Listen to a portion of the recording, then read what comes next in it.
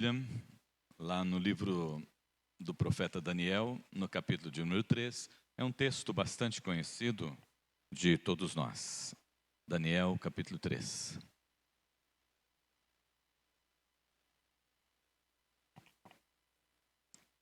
É um relato todo de um momento em que aqueles três meninos, vamos dizer assim, passaram, né? Sadraque, Mesaque e Abednego, mas eu quero ler com você apenas o versículo, capítulo 3 de Daniel, versículo 15 ao 20. É toda uma história, mas nós vamos ler só esses versículos e assim estaremos meditando e conversando sobre os demais. Daniel, capítulo 3, do verso 15 ao 20. Agora, pois, estáis expostos, e quando ouvires o som da trombeta, do pífaro, da cítara, da harpa, do saltério, da gaita de foles, prostrai-vos e adorai a imagem que fiz.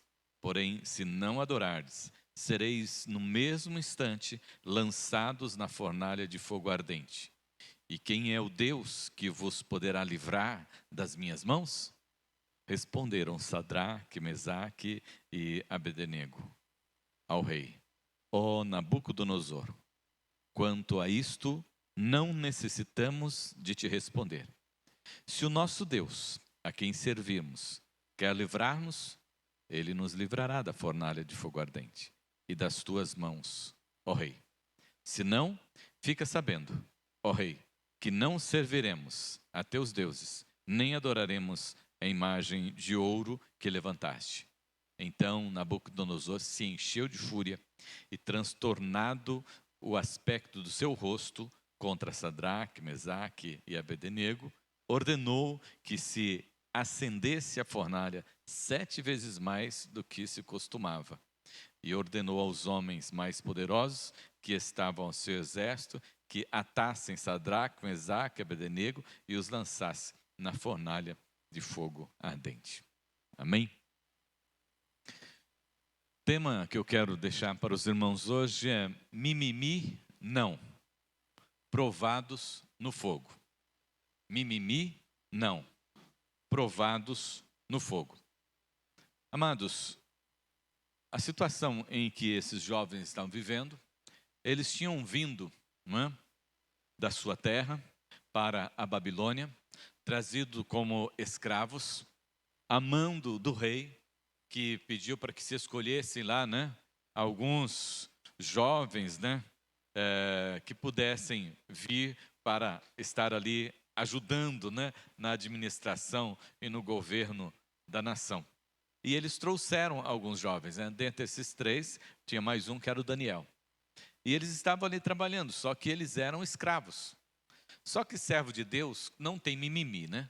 Servo de Deus, se ele tiver que varrer, ele varre. Se tiver que enxugar, ele enxuga. Se tiver que lavar, ele lava. Se tiver que correr, ele corre. Se tiver que andar devagar, ele anda. Servo de Deus não tem dificuldade. Ele está sempre pronto para tudo e para todas as coisas. Com ele não tem dessa de ficar fazendo biquinho, né? Pode ver, eu digo sempre, né? Eu digo porque eu fui assim, né? Eu trabalhei, né, durante muito tempo secularmente e sempre fiz o melhor que eu pude. Porque eu nunca trabalhei para os meus patrões. Eu sempre trabalhei para Deus. E sempre dei o melhor do que eu pude. Supermercado, quando eu terminei o seminário, meu patrão do supermercado, que eu trabalhei com ele durante 8 anos, ele me conhecia em Cerqueira César, terminei o seminário e falei: você não quer vencer pastor em Cerqueira César? Aí você é pastor da igreja de Cerqueira César e fica como gerente de uma das minhas lojas de supermercado. Eu falei: mas Deus me chamou para ser pastor agora, então eu não posso, né, dividir o meu tempo, que agora é para o Senhor, com um outro trabalho, né? Então, mas por que ele fez isso? Porque eu sempre trabalhei realmente dessa forma, né? E servo de Deus é assim, eu estou falando de mim, porque eu tenho certeza que você também é a mesma coisa. Como você não tem dessa. Como você está sempre pronto, e se precisar trabalhar mais, você trabalha, se vai fazer hora extra, você faz. É ou não é, Solange? Né? Né? Porque servo de Deus é assim, para ele as coisas estão muito claras o que ele tem que fazer. Ele tem que servir ao Senhor, o nosso Deus. E aqueles jovens, eles tinham vindo de longe, né, de suas terras, tinham deixado a família, os amigos, a cultura, né, tinham deixado os cultos que eles celebravam ao Senhor, né, e estavam ali como escravos. Então eles poderiam estar agora muito tristes, fazendo as coisas tudo mal feito, né, porque era lá para a Babilônia, né, eles tinham escravizado todo o povo de Israel e agora eles iam trabalhar para eles e fazer o melhor lá na Babilônia, mas eles não tinham essas dificuldades, né? Eles estavam trabalhando, fazendo e dando o melhor deles. Tanto é que eles eram bem-quistos dentro do reino, né? Por Nabucodonosor.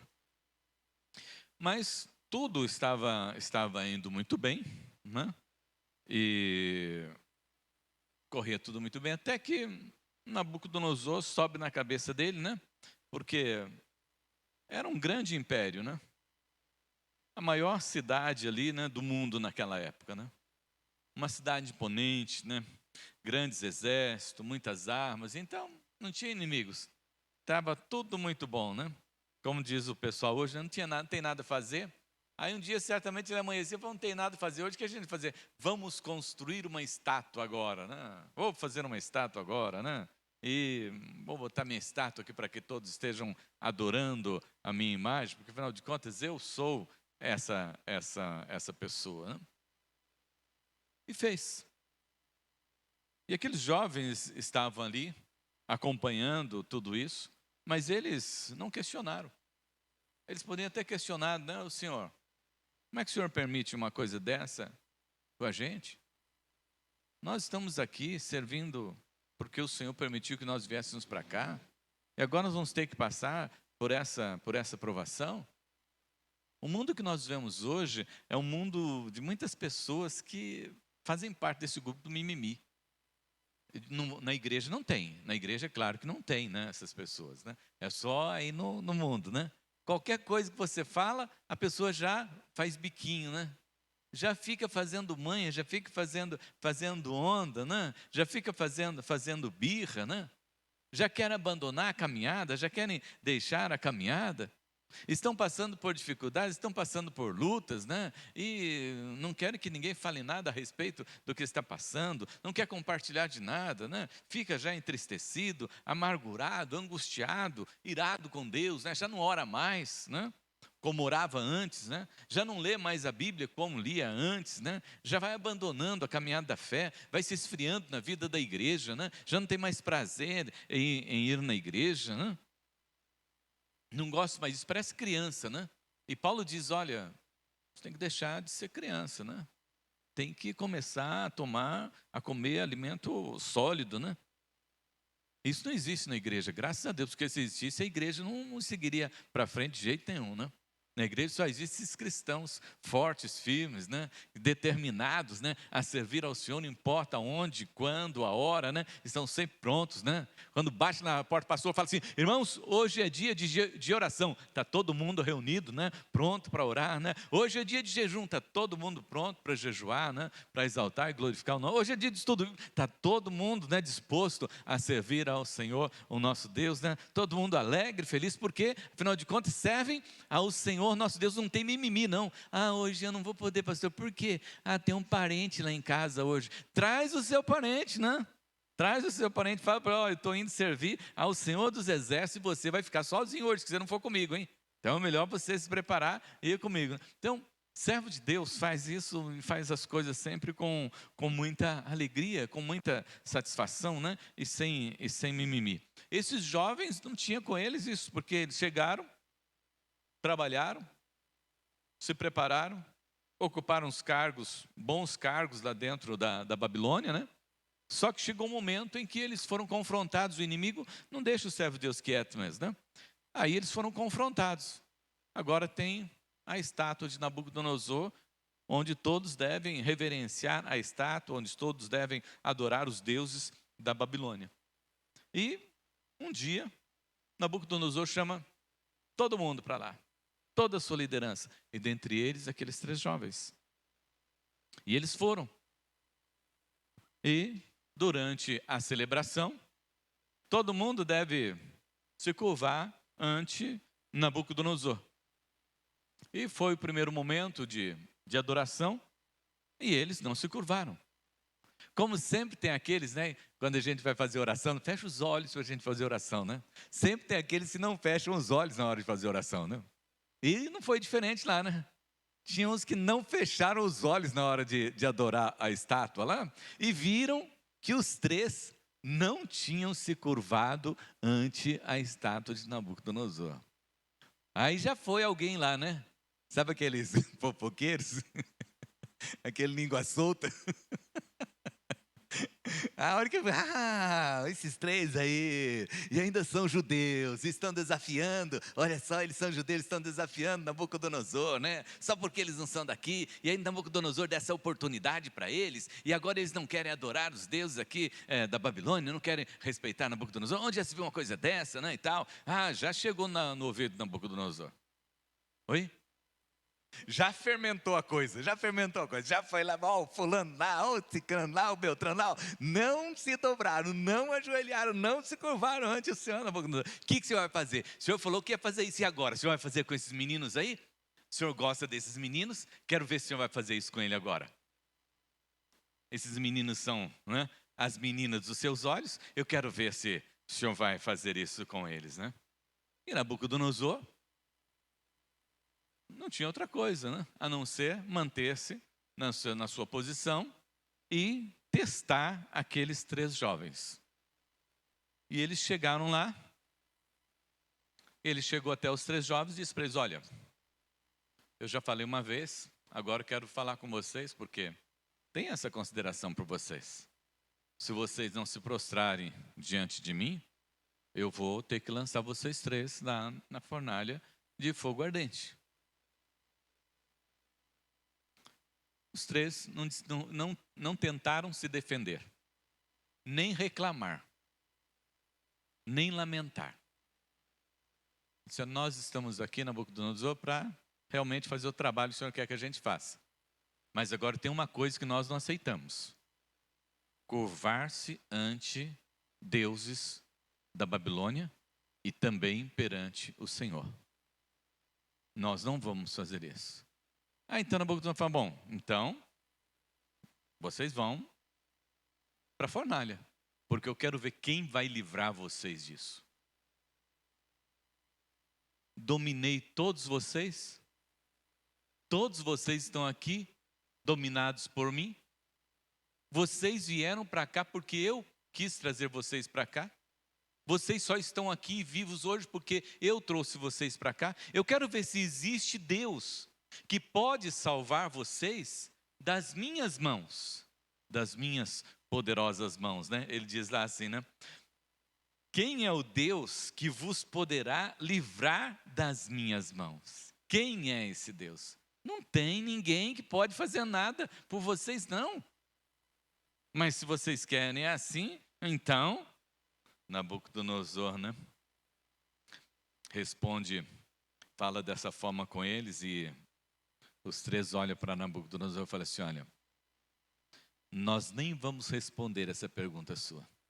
Poderia dizer: Nabucodonosor, faz isso com a gente não faz isso não mexe com a gente não, deixa a gente aqui nesse canto. Não, fica tranquilo, Nabucodonosor. Nós não vamos responder para você a respeito dessa questão. Porque se o nosso Deus quiser nos livrar, Ele vai nos livrar. Se não quiser nos livrar, fique sabendo, ó rei, nós não serviremos aos seus deuses e nem adoraremos a essa imagem. Irmãos, olha a decisão, olha a fé, sem mimimi, sem reclamação, sem lamento, enfrentando realmente o rei frente a frente, enfrentando o rei, né, cara a cara, sem medo, sem susto, enfrentando a morte, e dizendo assim: se eu tiver que morrer, eu vou morrer. Se fosse você hoje, se alguém dissesse: você não vai poder mais servir a Cristo Jesus, você vai ter que servir agora o Deus da cidade de Agudos, que se chama fulano de tal, ou o Deus que está imperando nos nossos dias, que se chama fulano de tal, você vai ter que servir esse homem agora. Você teria coragem de dizer: Eu morro, mas eu não cultuo a homens. Eu morro, mas eu não aceito essa situação para a minha vida. Eu morro, mas desse jeito eu não vou viver sobre a face da terra, porque eu tenho um Deus que é soberano sobre tudo e sobre todas as coisas.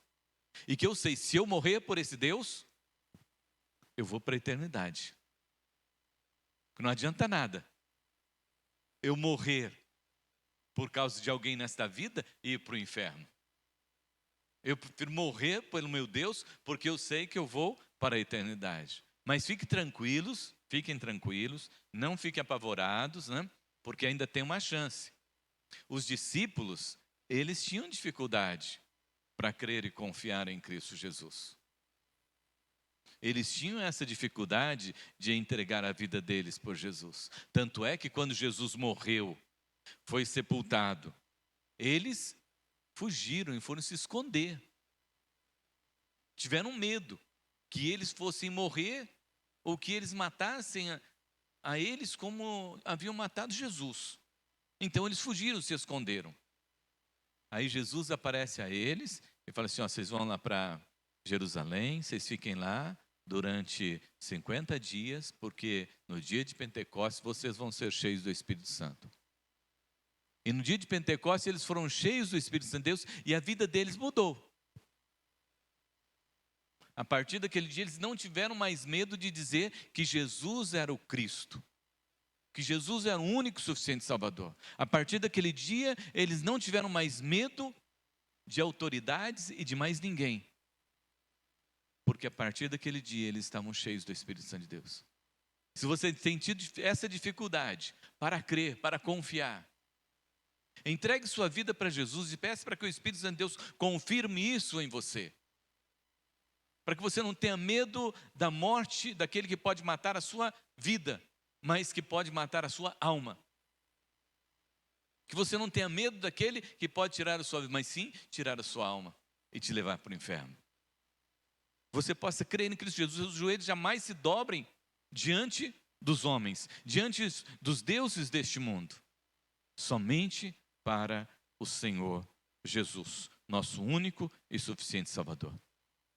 E a palavra do Senhor nosso Deus, no seu mandamento, nos diz: amarás o Senhor teu Deus de todo o teu coração, todo o teu entendimento, toda a tua força, e ao teu próximo como a ti mesmo. Então é Deus que tem que estar em primeiro lugar. E Sadraque, Mesaque e Abednego, quando eles tiveram que enfrentar esse momento, tiveram esse momento na vida, eles não tiveram dúvida: nós não vamos adorar outros deuses, nós vamos servir tão somente ao nosso Deus.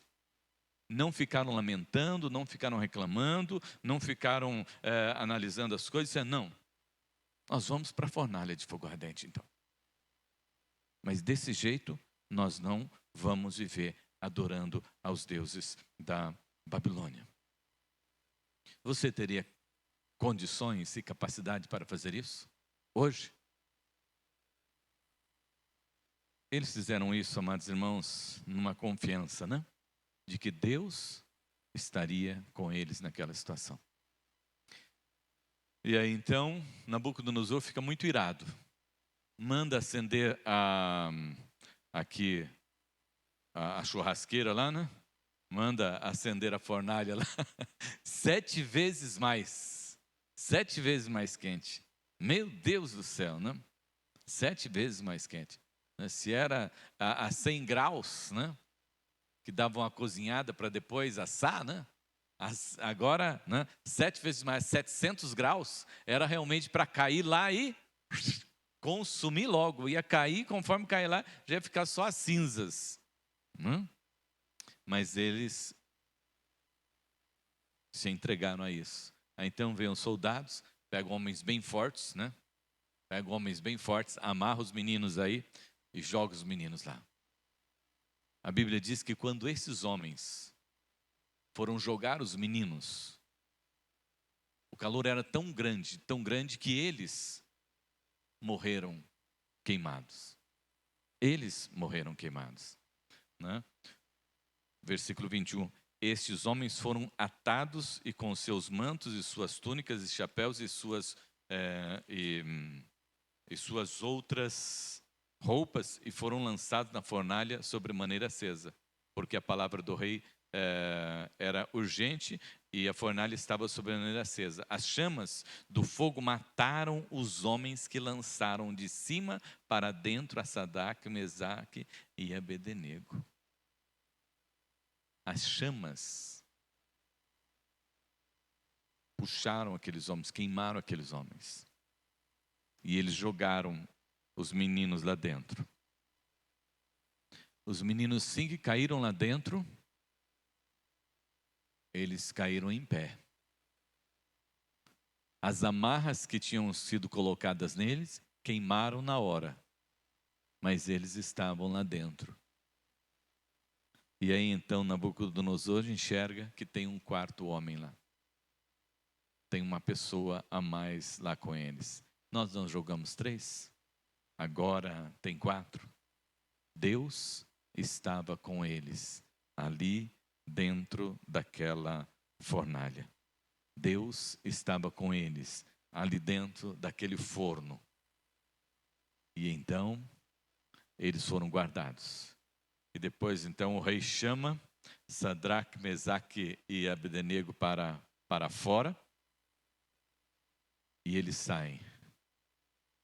Então eles dizem, ele diz, né, que todos deveriam adorar. Versículo de número 29.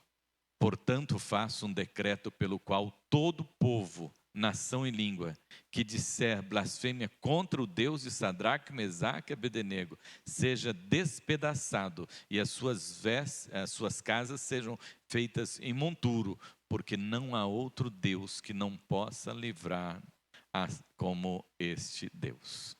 Amém. Amados, não fique lamentando. Não fique reclamando. Você está servindo ao Senhor, não fique com mimimi, né?